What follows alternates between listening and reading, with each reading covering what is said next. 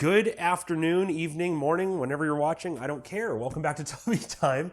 Today, we are going to be bringing Louisiana into our kitchen, making a nice heaping pot of slow-cooked jambalaya. Let's get into it.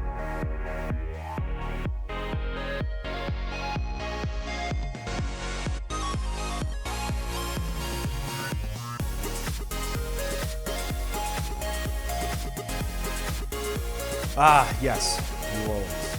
One of my favorite cities. If you haven't heard us talk about it before, I love it. I've been there multiple times, and I'm going to start off by saying that this jambalaya we're making today is not going to be as good as the stuff you can get in New Orleans. I'm not from the South. I'm not a Southern grandmother who has these recipes hidden somewhere that are passed down family to family. I am from the Northeast, and I try my best to recreate Louisiana cooking in our kitchen. But that being said, I think it's pretty damn good. I've made this recipe a few times, and I change it up every once in a while. But if you want the taste of New Orleans in your kitchen, or Louisiana, whatever, and you can't get there because you live in a shitty part of the country like we do, this is for you. We're going to be making this in our Instant Pot today. So I have the bowl separate, and we're going to start by cutting up our veggies. Actually, I lied. We're going to start by spraying this thing so nothing sticks. I don't think anything will. It never does, but I'm just using my, what is this, Kirkland canola oil spray. Okay, now we can put that off to the side. We got our celery here. Just going to do 2 stalks. We're going to cut this into little dices, I guess. And as we cut, we throw it into our pot. And we are going to mix all this up when we're done, so don't worry about which order you do it in or anything like that. Next, we got an onion, and we're just going to dice. We're going to dice everything. Let me just get that out of the way. We're going to dice all these vegetables up. We're just using a sweet onion, yellow, whatever. You can get whatever you'd like. I wouldn't do red, but I think literally every recipe I do, I put onion in. Does he like flavor? I do. Next, I have 2 peppers, red and green. Once again, you can stick with green if you want. I just got them because I want some color. You can do 1 pepper, 2 peppers. It's all about what you want and how much you actually like the taste of pepper. It seems that green peppers overtake a dish if you have too much of it. So just keep that in mind when you're cooking. Nice. If you notice, I'm not really being OCD about like making sure everything's equal size. I don't care. This is going to be melted down to soup substance anyway, so. I hate pepper seeds. Why do peppers have to have seeds? Put these in. And our last veggie we have here is jalapenos. Now you can not put jalapenos in if you'd like. My personal opinion is they are completely necessary because I don't remember what I was saying. Shit. You think they're completely necessary because Jambalaya is a spicy dish. Southern cooking. So I'm going to use 2. Normally I actually use 3. I think last time I made this I used 3 and it was a little bit too ridiculously spicy, but a little overpowering. yes, overpowering. And we're obviously going to keep the seeds in and on so we can have some nice jalapeno seeds in our meal. Because once again, the spice is in the seeds.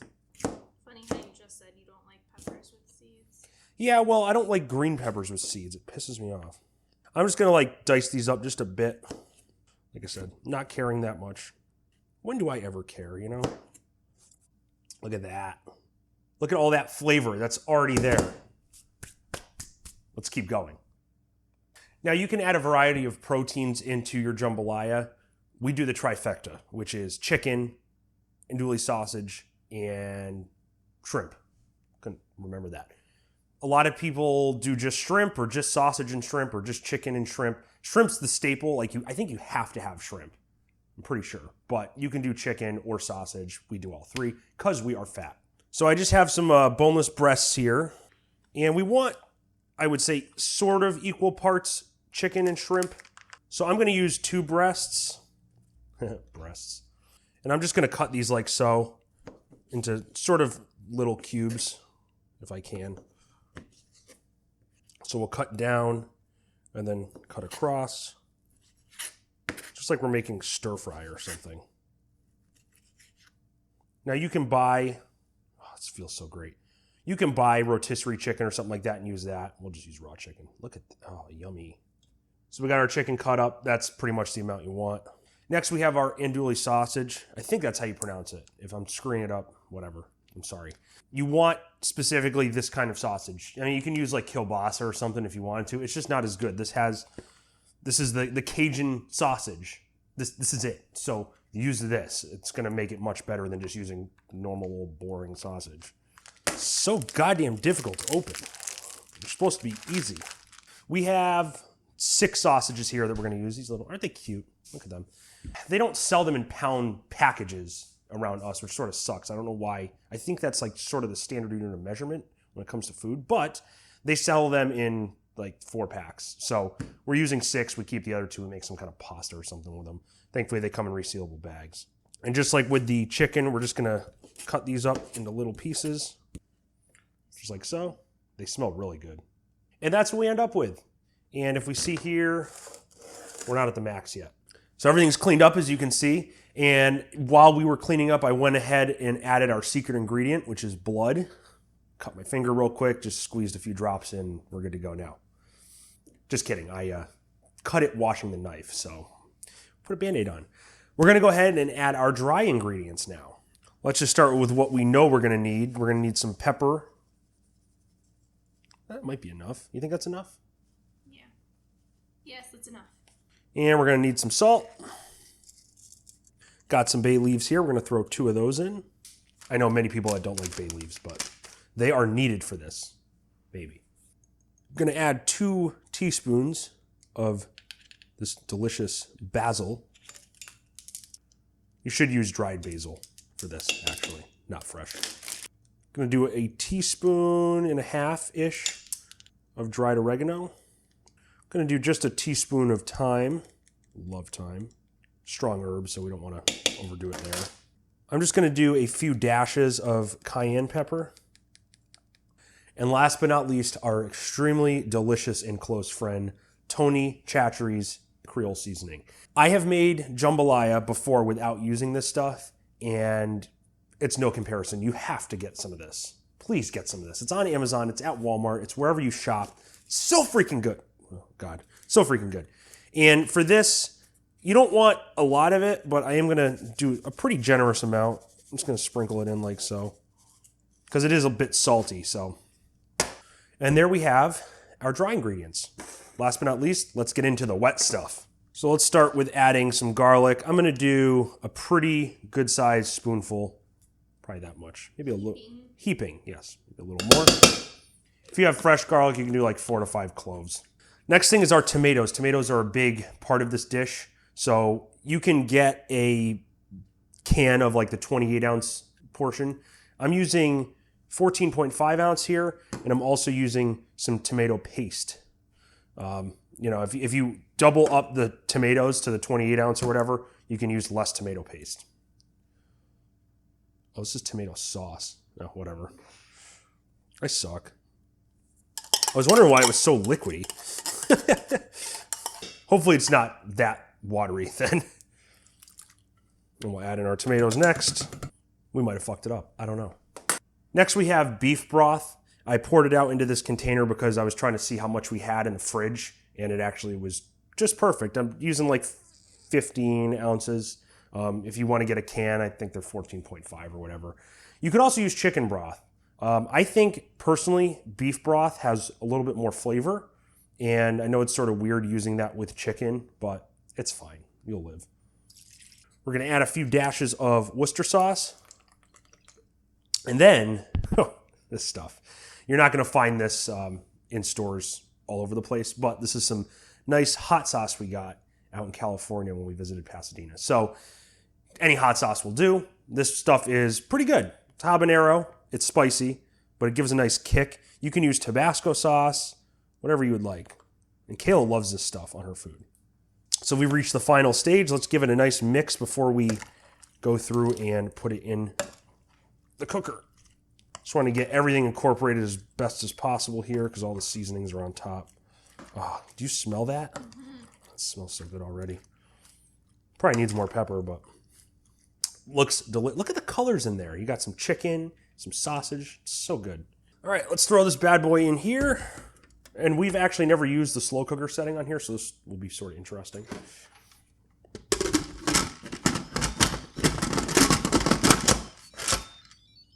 All right, so we're gonna slow cook this, and let's do normal, whatever that means, for 5 hours. It's supposed to be low, so I think it's fine. So yeah, we'll do normal for 5 hours, and we'll come back in probably about 4 hours because we have to add the shrimp then, and I know you're probably thinking, where's the shrimp? You didn't add that. We added at the end, and we're gonna cook some rice as well. So let's go drink a beer, and we'll be back. All right, as we can see on the crock pot, we've been going for 4.5 hours, and it's the perfect time to come back and talk about some things. So we're gonna be doing 2 things now while we're waiting for this to finish. I feel like I'm cooking barbecue. I'm like, we're 5 hours in. All right, I got some shrimp here. 1 pound of shrimp. It was frozen. Unfortunately, as you can see, the tails are off, and I didn't take them off. They didn't come with tails. I had the option of getting shrimp like this or like fully shelled shrimp, and I didn't want the shells. It's too much work. So I just thawed them. If you haven't seen our thawing process, you can check out a video we do that. I'll put a link. I don't remember which one it is. And then we just divine them. So we just go down the back with our knife and just open them up like so. Okay. So because shrimp take no time to cook at all, we're going to put those in a second. The other thing I did, I took out, I think it was like 1.5 cups of rice. And I just rinsed it out. Make sure you always rinse your rice before you cook it until the water is clear or somewhat clear. It's a pain in the freaking ass, but got to do it. We're actually going to be using some of the liquid from the slow cooker to cook our rice. And the reason we don't just put the rice in is I have never had success cooking the rice within the crock pot. It either takes too long, and then when it's done, it gets very mushy, and everything becomes like a jello. It's disgusting. So I just cook my rice separately and use the liquid from, the crock pot to do so. So what we're going to do, we're going to reveal this, strain it out to get some liquid, add the shrimp in, add some parsley, and then start cooking our rice. All right, here we go. Oh. All right, what do we got going on here? Looks really, oh my God, you smell that? Oh, I wish you were here to smell this right now. Little lack of color only because we didn't use tomato paste, but it's looking real nice. And once we get that shrimp in there, ooh, damn boy. All right, let's take this over to the sink and we'll strain it. We're just gonna take this out, and we have a, whatchamacallit over here, a bowl. Oh God, it's not gonna be enough. That's okay. We don't have to do the whole thing. Throw that back on. And then we'll throw this back in. Let's put our shrimp in. And these are sort of thawed, not the best, but they'll be fine. I'm just going to leave that there while we measure this liquid out. So as you can see, we have quite a good amount of liquid. And I'm looking for 3 cups. That's 3 cups. So I'm going to pour the rest back in. So what we're going to do now is we're going to put this, well, we'll let that sit there and put the lid. Let me mix the shrimp in real quick. I think I sort of want to put this on high for an hour. Usually I do low, but just because the shrimp aren't exactly thawed, I think an hour on high will do the trick. I don't want to overcook them. I'll check them in a half an hour and see how it is. 30 minutes. Nope. More. 30 minutes on the more setting. I forgot to add parsley, so I'm going to take this back off. I suck. I'm doing like a tablespoon. No. Oh, God. I need to stop fucking with this thing. All right, there we go. So, parsley's in. Let's throw our rice on high. We'll let this come to a boil, throw it in, and then cook it. Simple as that. That was actually really quick. The water's boiling right now. So, look at that goodness. We're going to throw the rice in. General rule of thumb, if you don't know anything about cooking rice, is double the amount of water for each cup of rice, whatever. So if I'm cooking 1 cup of rice, I use 2 cups of water. And then we're gonna put it on a simmer, which this will take forever to get down to. Gonna stir the rice in the water here. Now this, it's not water, well, it is water, but it's not like purely water. So sometimes it does take a little bit longer for this rice to cook. General rule of thumb, it's gonna take about 15 minutes, but it might take 20, it might take 30, I don't know. So we'll put the lid on there, let that come to a simmer, or go drop down to a simmer. And that's pretty much it for this recipe. When we're done, we'll do the reveal, the final reveal, and we will reveal the rice. Very simple. So we'll see in like 30 minutes or so. Oh, I forgot to tell you. The kind of rice you can use whatever. I use long grain. You can use basmati rice or whatever. It doesn't matter. Just whatever rice you would like to use that rice. Here we are. This took way longer than I expected to, just like everything else in my life every time I cook. So it's been probably an hour and a half since I put the shrimp in, and because it wasn't thawed all the way to the level I wanted it to be, it took way longer to cook. It dropped the temperature. Things that are common sense that you think would happen, but I just think everything's perfect. So this rice has just been sitting here. It was done within, 10 minutes of us stopping that video before. And yeah, so anyway, let's do the reveal. Let some of that steam out. There we go. And this is what we have, ladies and gentlemen. Some nice, it looks very watery. So we'll use that for the rice. It'll, end up thickening up a little bit. And I think the other reason too is because I use tomato sauce instead of tomato paste. It is what it is. A lot of veggies in there made it watery, but it looks really, really good, I think. I'm ready for it. It smells delicious. So what we're going to do is we have our plate here. We're going to put some rice in here. And the rice has a delicious color to it. I mean, look at that. Looks good. Smells delicious. Rice is half the dish too, so you can do a good portion of it. And then we will plate some of the jambalaya. We want a good mix of everything if we can. So we want some chicken, we want some shrimp, we want some whatever else there is. Sausage, yes. And then what we'll do is we'll mix it up a little bit. We'll try to take our bay leaf out. Don't eat that. It's going to be a little soupy. That's sort of what you want it to be. Every jambalaya I've ever had has been somewhat soupy. But we don't want the rice to be like, soggy or anything like that. Then we have some parsley and chives. We're going to just top it off with that real quick. Not a lot. And now we are ready for a taste test. And to pair with it, we have some nice southern style cornbread available at your local supermarket. After you.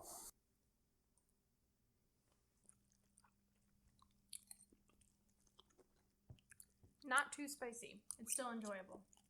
And that sausage is really good. But it's got that kick to it. No, it definitely has a kick. It's really good. Mm-hmm. Oh my God. The rice is a little cooled down. That's why it's not the best. But I don't think it's cool. Really? Because I feel like the rice is cool. This is hot as hell, but right. The rice is a little. It all together anyway. Yeah, the rice is a little bit cooled down. But other than that, I wish it thickened up a little bit more. But it is what it is. It still tastes really good. Not as good as New Orleans. She wouldn't know. She's never been. But it's still really good. If you want to make some nice jambalaya at home, this is what you're going to have to do. And this is a recipe we recommend. Any other comments? No. Good? Yeah. You sure? Mm-hmm. Okay, good. So that concludes this episode of Tubby Time. If you liked what you saw, please like, subscribe, comment, give us suggestions on what you would like to see in our next videos. And everyone, please, as we enter into the cold winter months, stay safe and